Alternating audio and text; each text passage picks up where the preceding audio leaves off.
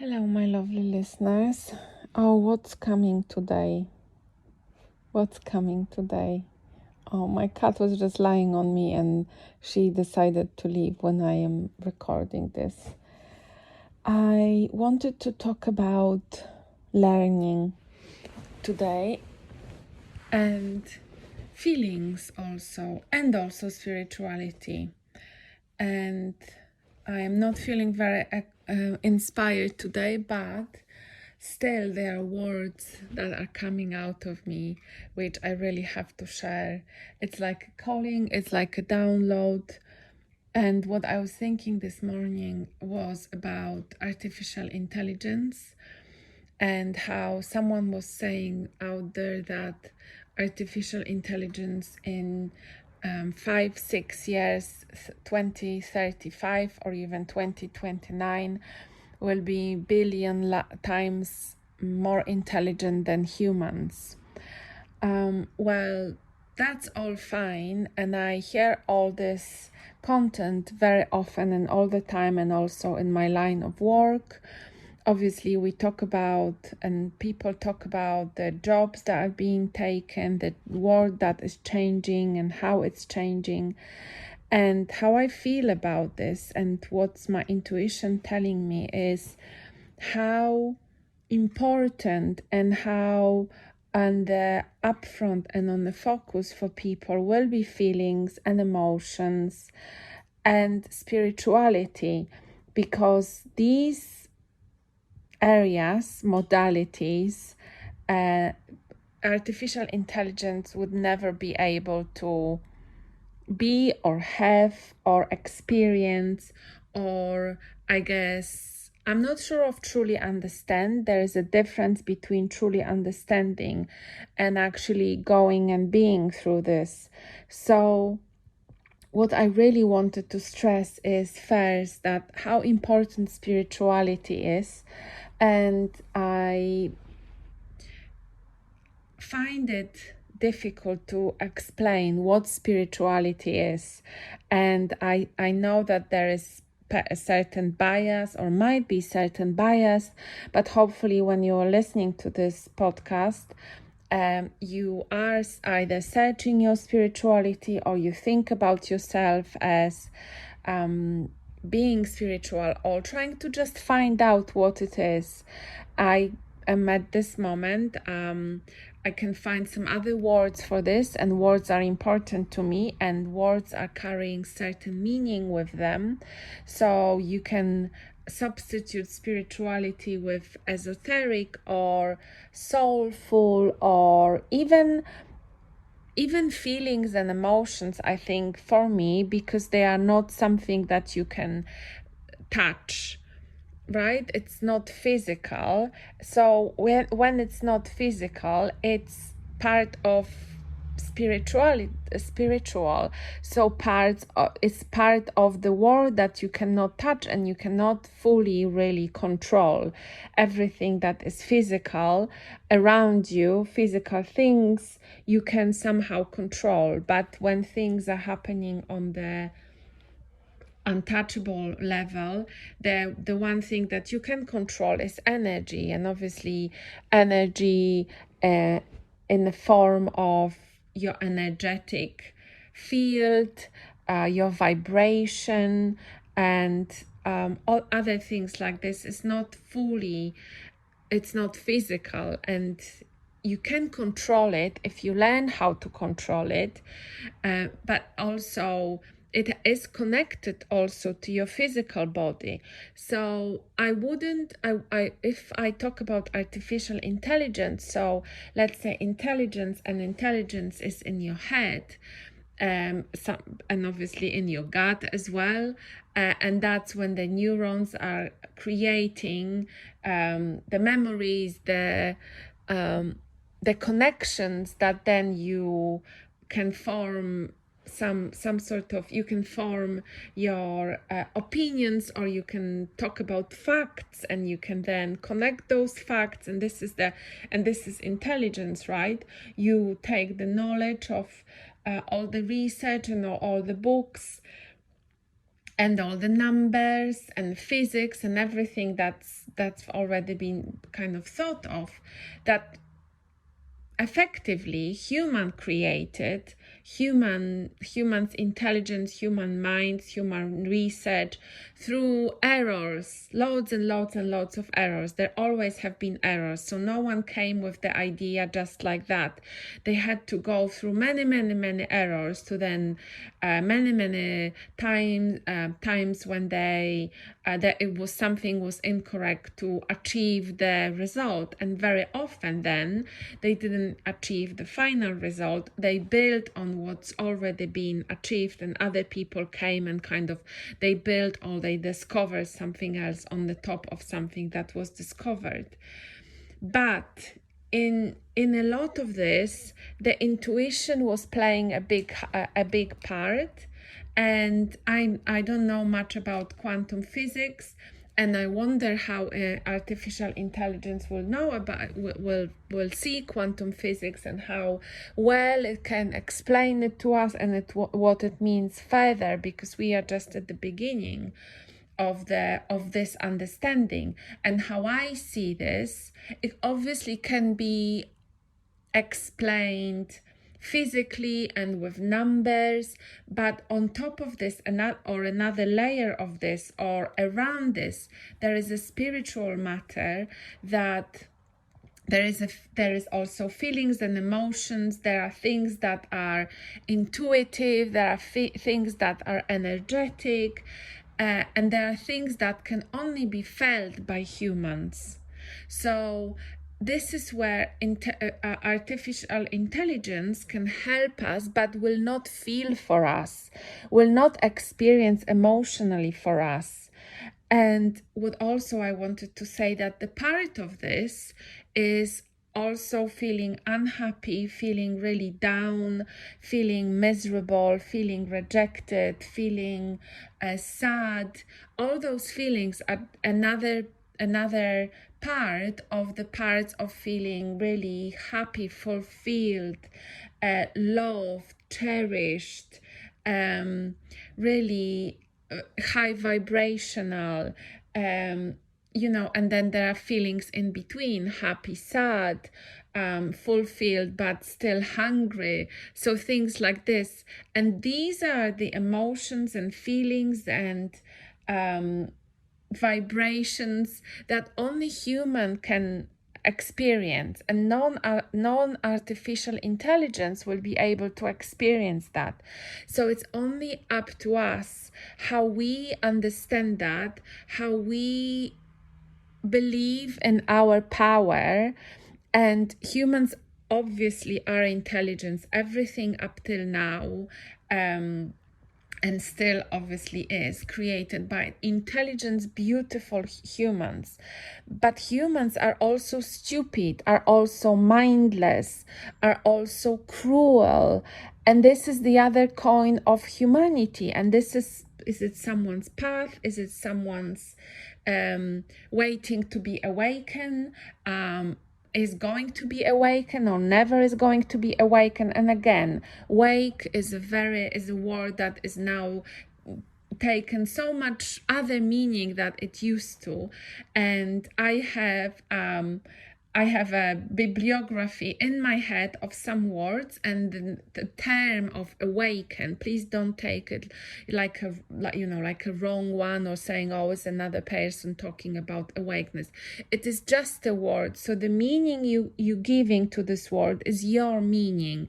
If you choose to give it a meaning that is now, so it's a little bit pejorative, not that great, that's fine. If you choose to give it a meaning of someone being aware, or getting more awareness of other things, and seeing things from different perspective, and having a really open mind, and looking back and looking forward, and being in the moment, and seeing how the other patterns that he or she was going through her whole life, do they work for there, and the organizations around and the story around what she was believing it, reevaluating it and saying, oh, actually I've been going with this story for whole of my life. Is this story really still resonating with me? What is my intuition saying? What is my body saying? Am I feeling good within what I have, or am I feeling some sort of anger or rage or sadness, or am I being compliant because that's how it is and I don't want to break it anymore? The really good analogy that I found in one of the books, oh no, sorry, it wasn't a book, it's actually a meditation, was that the heart is the biggest organ, because when you break muscles, they grow and they becoming bigger, and your heart got broken so many times, but it then becomes bigger like a muscle. So the breaking is important. The breaking is hurt. This hurts. The breaking is surrounded by fear of unknown, but the breaking is painful. But the breaking is something that builds us up, that builds our power. And I think also religion has really twisted that, because religion was saying often that life is suffering, and and at the end then there is a reward of going to heaven. But what it didn't say specifically is that it's a small breakage and then you feel good, and then maybe there is another breakage and then you build yourself up. But that's what life is, and you experience it now. There's no point of living for the future. You experience something now, and the breakage is now, and the next day you wake up and the muscle becomes stronger. When you are within now, when you are like training in the gym, it might not be the greatest experience sometimes, especially, when you're at the gym. Sometimes it's a pleasant experience, not always. Before the gym, so before the break, but the break of the muscles, you are very often not really feeling like doing it. Not always, because when you are in a like if you go to the gym consistently and you kind of know what's going to happen, then you know how you're going to feel after gym, and you see your body and you see how it's changing, and you see that you are feeling better. So, but then obviously there are days for rest. There are days for some other sort of activity that it's maybe more pleasurable.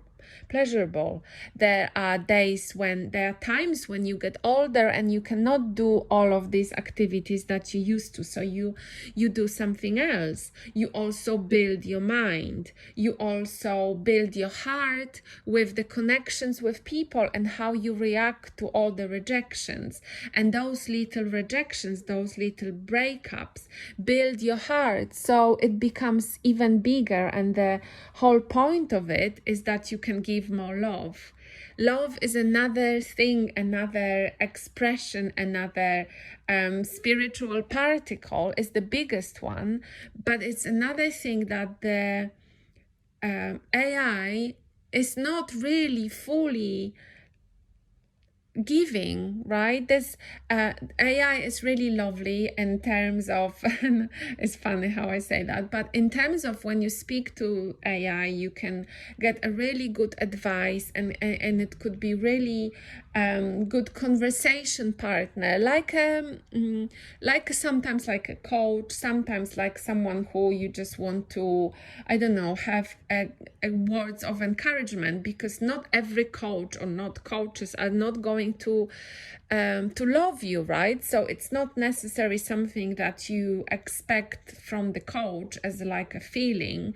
They can give you words of encouragement, they can acknowledge your power, they can acknowledge your suffering, they can explain the suffering sometimes, and this is sometimes what you really need, explaining your suffering, that you are not suffering for nothing, that the suffering is happening for a reason. And sometimes with really huge sufferings is really, really hard to explain, and sometimes to put words on this. Sometimes there is no word, and I guess then AI will come, and AI will always have some words. The words that AI have at this moment, I don't know how it's going to evolve. Is AI going to come up with its own ideas? Probably, maybe, but I guess how I understand that, AI takes the knowledge that already exists, that is all over the world, that is all over in the net, on the internet, and puts it all together and analyzes this, and then gives you the best output possible. This is the knowledge that already has been created, and I'm not sure if there is anything new. So let's say like with the designs of the clothing, like it's so difficult to design anything else that hasn't been designed yet. And the best design, and this is my personal opinion, are things that are based on something, that some garments that already have been designed and they are just made a little bit better, like I don't know, some, like say, let's say Japanese kimono, right? Or some other things that have been designed and have been with us for a long time, like trousers as a garment have been designed, and this is kind of ultimate things, and there's many things being done with trousers, but this is the basis, like a wheel really. And yeah, so that's how I understand, that's how AI is creating on the basis of something, coming with the best results, while humans have so much more of they have body, first of all, with obviously AI does not have the body that can feel and that can experience pleasure and pain, love and hate, and everything in between, being young, growing old, all of those experience that is so experiential, physical, but is also spiritual. Because if we say, when we are saying that this is our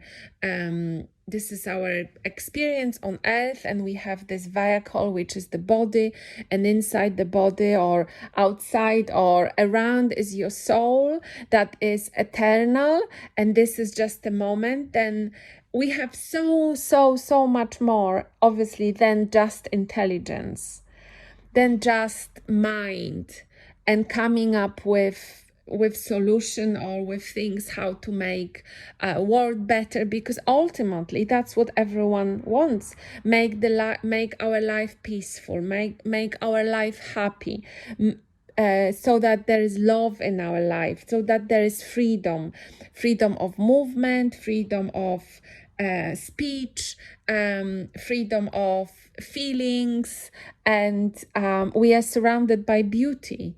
I think that's the ultimate thing that people want. And then obviously all of this, it can truly disappear when we find the beauty and the peacefulness in ourselves, and we know that ultimate things is you don't need anything to then feel happiness and fulfillment and love, and it's very hard to achieve. And I guess we have to go through all of this through having lots of things, also physical things, and the emotional things, the emotional stability, to then maybe come on the other side and not have anything, but the human, and be still happy like monks. In a way, we learn from monks, and a lot of people like this tell us, go back to yourself, sit and meditate. There is silence, there is there is almost like a nothingness, so you don't attach to your thinking, you don't attach to your thoughts, because then that's how you create your reality. You just, there's like a nothingness, but nothingness that's full of you, full of love, full of calmness, and anything, all the particles or things that are coming from the outside, you don't experience them as in pain. Our life is really a running away from pain, running away from suffering. And that's so understandable. It's hurtful, it's painful. You don't want to experience that. Nevertheless, I was talking in my other episodes about faith, about coming on the other side, about patience, and how we know that this is the knowledge of this is not going to last forever, is going to disappear at some point, and I am also the creator and I can control that. This knowledge is also important. And I am not a saint, and I am not someone who don't go through this the same, through the emotions, ups and downs. But I think that is really good to remember. And also the fact that not to be afraid of AI and try every day to be the best person you can be. And I know that, again, that's something that's like a slogan, that's like be the best version of yourself. That's okay, and you're doing it for yourself. But if you also want to, you do it for other generations, for other people, to show also through your behavior how the world could be. And then what I wanted to say about the example of person that is totally not aware and is kind of following orders without thinking, without paying attention to the things. A little small example, but kind of shook me. And also I understand, and I send all the love and forgiveness and thank you to this person. But I was walking down, and again, as you know, if you've listened to my episode when I was really crying about the trimming or cutting the tree. They didn't cut the tree, but they kind of prune it a lot. And this tree, thankfully, is now growing back. And that's beautiful miracle of life. Obviously, I knew, but I also was worried that it was pruned so much that it was not going to come to life because it didn't have enough leaves to capture the light.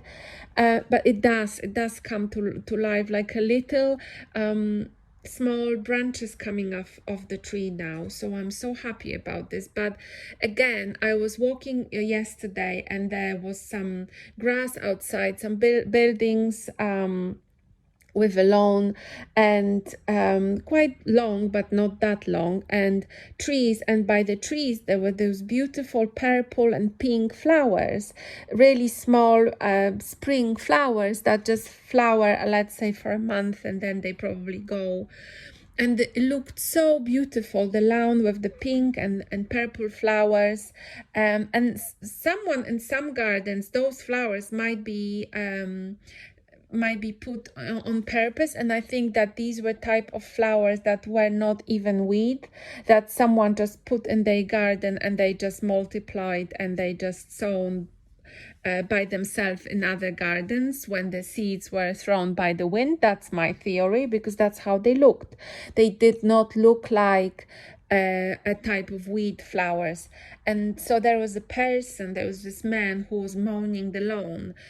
And I couldn't believe it. I couldn't believe my eyes when I saw him just mowing those flowers, those beautiful flowers, that's leaving the short grass that is always quite dry at the bottom, and just leaving it not dead, but as nothing. Maybe it looked a bit neater, but it's just getting rid of the beauty around them without thinking. He was paid for the job, and he just mowed the lawn and left the flowers, and the flowers were not even in the whole garden. They were just around sort of trees, and he was purposefully going in the trees and around the trees and cut the flowers to the ground. I could not believe my eyes, and that's what I'm talking about. And that's the lack of intelligence, not thinking of someone who was given a job and is paid for, and he just mindlessly does it without as if he was the only one, not living there, not having a care in the world. And I'm afraid of people like this more than I am afraid of artificial intelligence. People who are just being given orders and they just follow without looking around, without really turning the third eye on and thinking, okay, what is there that could be cut? What is there that could be prevented?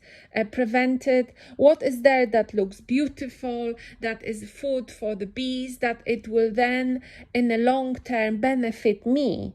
What looks beautiful? How can I speak to people and then explain how I've taken this job on and what I have done? And this is the type of intelligence that we really have to work on.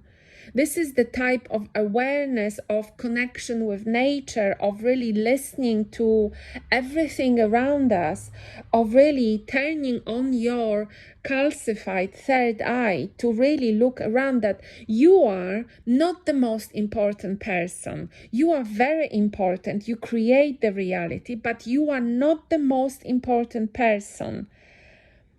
And of course, first take care of yourself, but also look around you and see who needs help, what's happening. Be aware. Be aware. Take this awareness in you, but also take this awareness out of you. And I'm not talking about hatred, and I'm not talking about anger. I am talking about love that you put inside you, and then you can take it and spread it around you, so that you see the beauty in really small things, so that you see love in really small things, and see how best you can benefit and you can help and support things around you. I'm really hoping that's what's going to happen, and that's what's happening, and I'm sure it is for many of you, and I'm so grateful for that, and I'm so grateful of this opportunity to speak here. So thank you so much for listening today. I hope that was helpful, and I speak to you soon. Bye bye.